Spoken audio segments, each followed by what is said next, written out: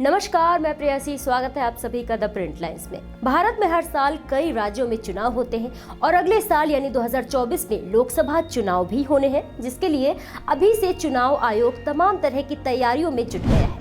इससे पहले कई बड़े राज्यों में भी चुनाव होने हैं। इन तमाम चुनावों की जिम्मेदारी चुनाव आयोग के पास ही होती है।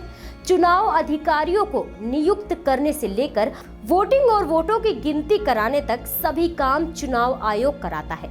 इसी सिलसिले में आज हम आपको बताने वाले हैं कि देश के चुनाव आयुक्तों को कितना वेतन दिया जाता है। बता दें कि चुनाव आयोग में 3 अहम लोगों को बड़ी जिम्मेदारी दी जाती है, जो तमाम तरह के कामकाज को देखते हैं।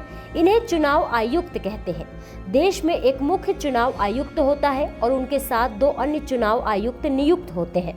दरअसल चुनाव से जुड़े तमाम बड़े फैसले ये तीनों ही लेते हैं। पहले देश में एक ही चुनाव आयुक्त हुआ करता था, जिसके बाद इनकी संख्या को 3 किया गया।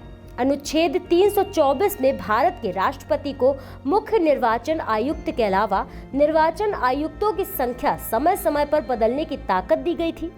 चुनाव आयोग की तरफ से दी गई जानकारी के अनुसार देश के मुख्य चुनाव आयुक्त और बाकी 2 आयुक्तों को सुप्रीम कोर्ट के जजों के जितना ही वेतन दिया जाता है, जो किसी भी सुप्रीम कोर्ट के जज को दिए जाते हैं। सुप्रीम कोर्ट के एक जज को करीब 2.5 लाख रुपए सैलरी मिलती है। मुख्य चुनाव आयुक्त और बाकी 2 चुनाव आयुक्तों को 6 साल के लिए नियुक्त किया जाता है। इनका कार्यकाल बढ़ाया भी जा सकता है, लेकिन अगर इस दौरान चुनाव आयुक्त 65 साल की उम्र को पार कर जाते हैं तो उन्हें अपने पद से इस्तीफा देना होता है। ऐसी ही महत्वपूर्ण खबरों को देखने के लिए जुड़े रहिए द प्रिंट लाइन्स के साथ।